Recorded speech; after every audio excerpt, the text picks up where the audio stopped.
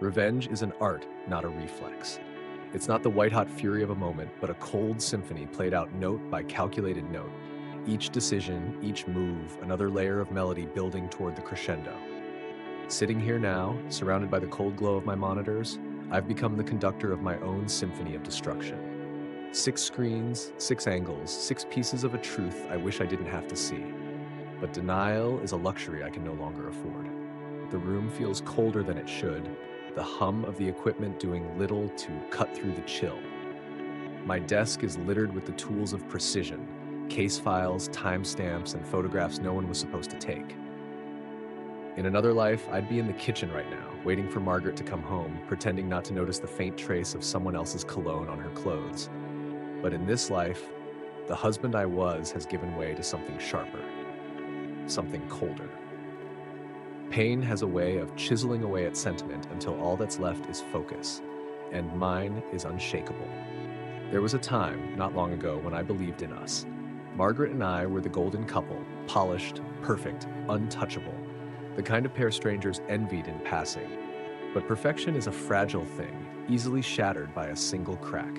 I should have seen it sooner. The way her laugh came less often, the way her phone stayed glued to her hand, the way she didn't meet my eyes anymore, as if they might reveal too much. It was a gala, ironically enough, meant to honor integrity in law enforcement. Margaret's star shone brightest in that crowd, and I couldn't have been prouder. Then I noticed her, not glowing in admiration, but nervous. Flushed cheeks, fidgeting fingers, twisting her napkin into knots. She wasn't watching the stage or listening to the commissioner's sanctimonious speech about justice. Her eyes stayed low, fixed on the wine in her glass as though it held a truth she couldn't face. That was the moment it hit me. A slow, sinking realization that left no room for air.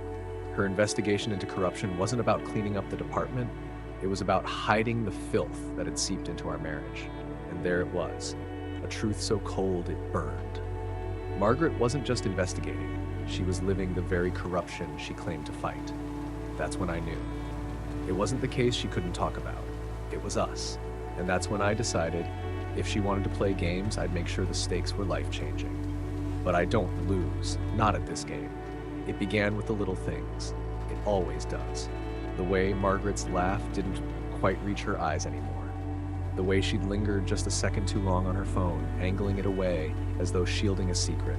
The way her touch, once natural and unthinking, felt rehearsed, obligatory. But the mind does strange things when it wants to preserve a fantasy. It invents explanations, work stress, fatigue, anything but the truth. Then came the late nights, the whispered phone calls in the other room, the big case she couldn't talk about. At first, I told myself it was nothing. After all, Margaret had always been a rising star in internal affairs. Long hours and high-profile cases came with the territory. But this felt different, colder, distant. She stopped meeting my gaze at dinner, brushing off my questions with clipped reassurances. "Just trust me, Ethan," she'd say. And I wanted to. God, I wanted to. But trust is a fragile thing, and hers was slipping through my fingers like sand. The tipping point came on a Tuesday. She was dressed sharper than usual for work, a detail that might have gone unnoticed if I weren't already paying attention. A silk blouse, new perfume, the faintest trace of lipstick, a whisper of effort she hadn't made in months. She said she was heading straight to the precinct, but her words felt hollow. I kissed her goodbye, and for the first time, her kiss felt like a formality. An afterthought. That's when the doubts stopped being doubts. They became certainties, hard and unyielding. I decided to follow her. Trailing Margaret was almost too easy. 15 years as a defense attorney had taught me the art of observation, the science of moving unseen. She left the house, turned left, and drove not toward the precinct, but to the Fairmont Hotel downtown. The Fairmont. A place that spoke of indulgence, secrecy, and intent. I stayed 3 cars back, my pulse a drumbeat in my ears. She parked, entered through the side door, and disappeared inside. 17 minutes later, I saw him. Commissioner Alexander Pierce, the youngest police commissioner in Boston's history. A man whose very name conjured images of integrity and justice. He strode into the hotel with the air of someone who had nothing to hide, arrogant, self-assured, untouchable. I waited, knowing what I'd see, but still not prepared for it. A glance at the hotel's service elevator confirmed it. They were on their way to the 12th floor, together. The evidence mounted quickly after that. Every Tuesday and Thursday, the same routine. Margaret's late nights always coincided with Pierce's schedule. I watched, documented, collected. Each meeting, another dagger in my chest, another piece of proof for my growing archive of betrayal. The woman I had trusted above all others wasn't just unfaithful. She was a willing conspirator in a game I hadn't been invited to play. What made it worse, what made it unbearable, was Pierce himself. The commissioner's arrogance wasn't confined to his private life. It spilled into every room he entered, every speech he gave. I watched him at the gala weeks earlier, extolling the virtues of justice and integrity while the crowd hung on his every word. Margaret sat beside me that night, her smile bright, her applause enthusiastic. But now, with the benefit of hindsight, I realized her eyes had flicked toward him too often, her laughter too quick at his rehearsed jokes.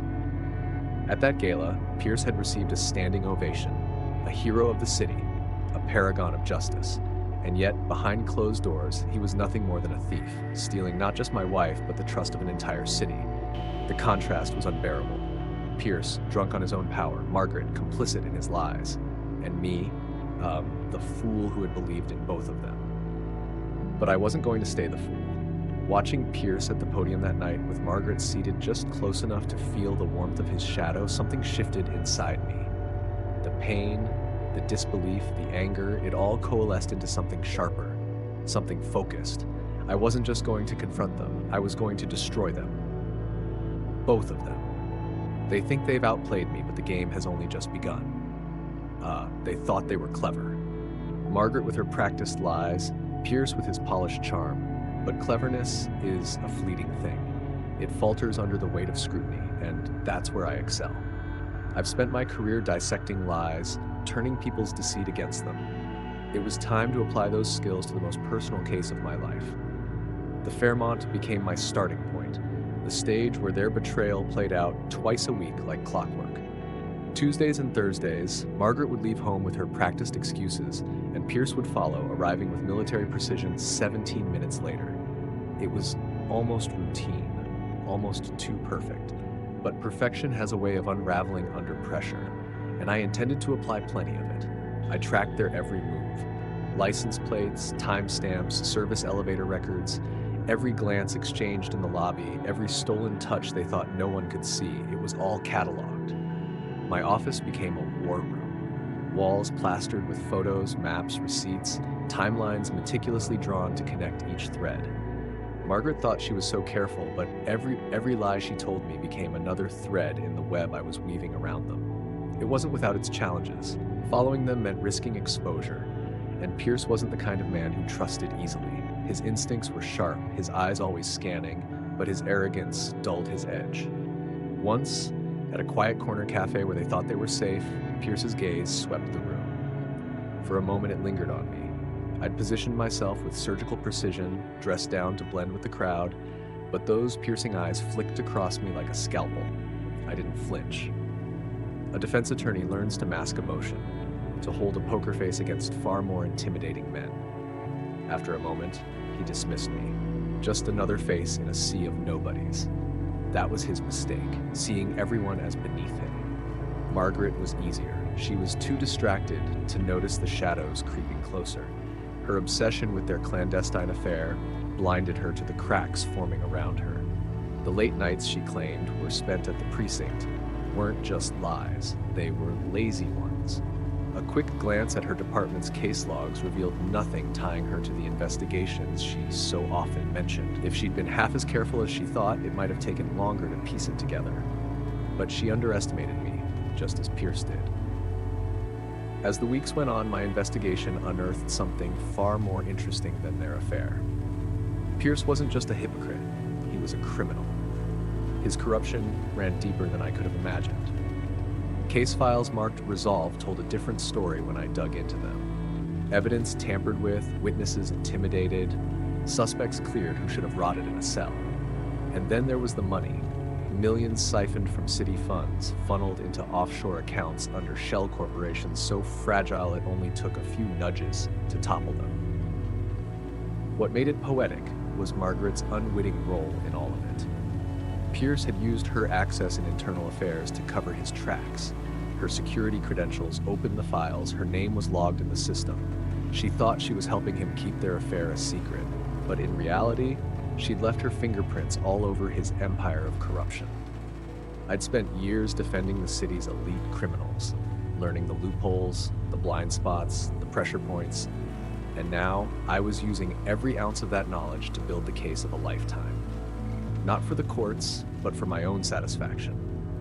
Every piece of evidence I gathered was double-backed, triple-checked, and secured in servers across 3 continents. The truth wasn't just undeniable, it was indestructible. But gathering evidence was only the first step. Destroying them required precision. That's where Marcus Chen came in. Marcus owed me a favor, one big enough that he couldn't refuse. 3 years ago, his son made a mistake that should have ruined his life. I ensured it didn't. Now it was time for Marcus to repay that debt. One phone call was all it took, and suddenly I had administrative access to the entire police department's network. Emails, memos, case files. Everything Pierce thought was hidden lay bare before me. The scope of his corruption was staggering. Drug lords walked free, murderers avoided trial, millions in seized assets disappeared into thin air. Pierce had built an empire of crime beneath the badge that symbolized justice. And Margaret, the so-called paragon of integrity, had become his unwitting accomplice. The irony was delicious. With every new discovery, I felt something shift inside me. The pain of betrayal was still there, but it had hardened into something else, something colder. Satisfaction. Watching their lives unravel wasn't just a plan anymore, it was a pleasure. The trap needed to be perfect, and perfection takes time. I planted evidence where Pierce's arrogance would lead investigators to find it. Offshore accounts linked directly to his name, records doctored to implicate Margaret in accessing sensitive files, anonymous tips crafted with just enough detail to send the FBI into a frenzy. I left breadcrumbs for the press, whispers of scandal that would erupt into a firestorm when the time was right. And through it all, I maintained the charade. Dinner with Margaret, listening to her rehearse her lies as though I hadn't already mapped out the truth. Watching Pierce give another smug press conference, knowing the skeletons in his closet were about to crash through the door. They thought they were untouchable, but the beauty of a well-laid trap is that it doesn't rely on force, it relies on patience. The pieces were in place, all I had to do was wait for them to move, and when they did, I'd be ready. Their destruction was inevitable, and their obliviousness only made it sweeter. They thought they were players in a game of passion and power. They didn't realize they were pawns. And the game was mine. They thought they were untouchable. Margaret, so sure her secrets were buried under a facade of righteousness, and Pierce, the commissioner who believed his power could shield him from consequences. They played their game with reckless confidence, never realizing the real game was happening behind their backs. And now, every piece was in place. The trap was set. Margaret's work retreat with Pierce was the perfect alibi for them and the perfect opportunity for me. She kissed me goodbye that Friday morning, her luggage neatly packed, her smile as practiced as ever. "I'll be back Monday," she said, her voice dripping with faux cheer. I nodded, wished her well, and watched her drive away, counting down the hours to their undoing. Behind the scenes, my masterpiece unfolded. At precisely 9 p.m. that evening, the first domino fell. A carefully crafted email landed in the inbox of the FBI's Public Corruption Unit. Attached were documents so damning they demanded immediate attention. Financial records showing Pierce's offshore accounts, case files he'd tampered with, sworn affidavits from intimidated witnesses. It was irrefutable, and it was just the beginning. At 10 p.m., the media received their share of the scandal. Anonymous tips flooded newsrooms across Boston. Photos of Pierce and Margaret at the Fairmont, the timestamps aligning perfectly with Pierce's official duties. Accompanying those images were snippets of the evidence tying Pierce to his criminal empire. By 11 p.m., the headlines were everywhere. Police commissioner under federal investigation. Boston's golden boy tainted by corruption scandal. Affair with internal affairs detective exposed. Margaret's role surfaced not as the innocent bystander she imagined herself to be, but as an accomplice.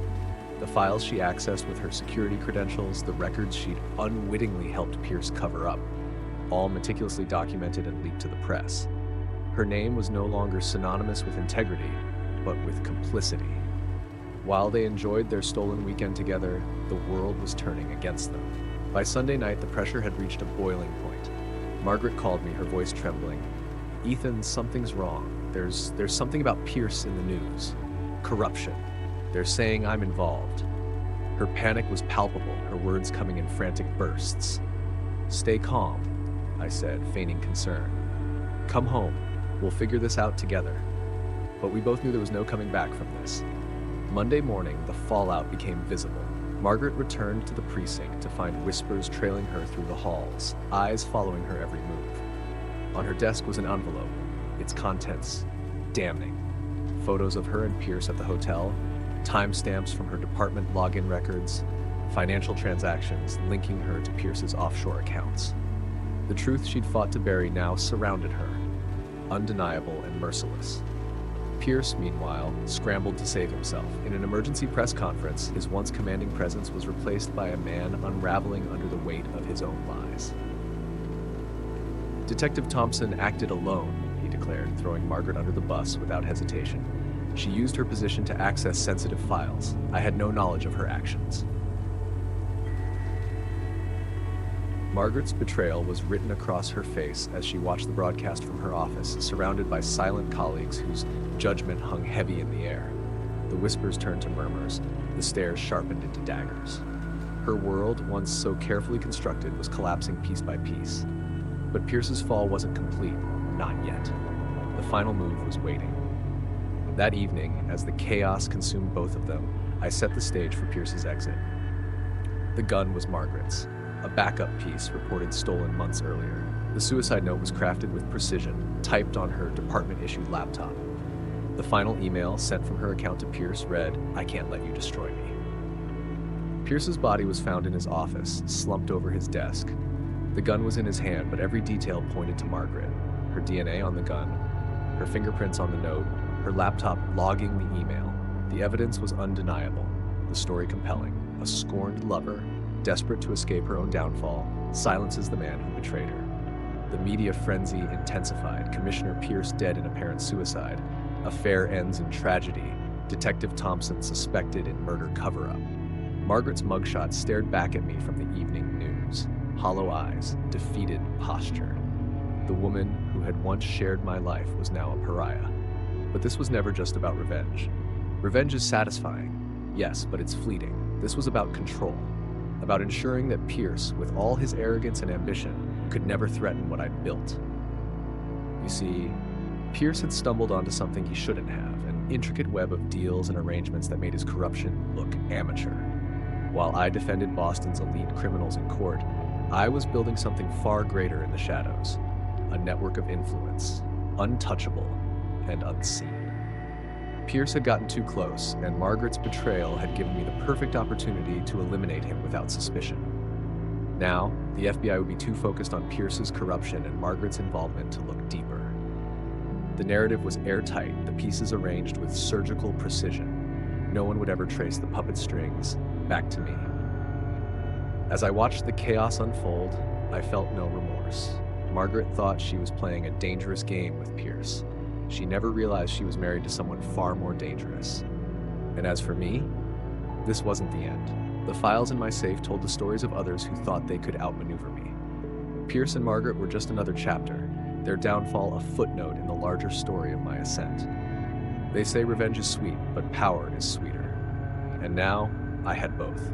The game never ends. It simply moves to the next board. Margaret's face was everywhere. The mugshot, stark and unflattering, stared back at me from every news channel, every headline. Disgraced detective arrested in commissioner's death, they called her. The woman who once held the moral high ground in every argument was now the face of betrayal, corruption, and as far as the world knew, murder. The media frenzy devoured her like a pack of wolves. Every detail of her life was dissected. Every decision she'd ever made twisted into something darker. They showed the pictures of us at gala events, smiling for the cameras, and contrasted them with the grainy photos of her and Pierce at the Fairmont. The fall from grace couldn't have been more public or more humiliating. And as the storm raged on, I watched from the calm of my study exactly where I'd planned to be. Betrayal teaches you something about yourself, something no other experience can. It strips you bare, removes the illusions you've wrapped yourself in, and forces you to confront who you really are. Margaret's betrayal had hurt, yes, but it had also awakened something in me. The man who'd loved her was gone, replaced by someone who understood that power isn't in the taking of life, it's in taking everything else first.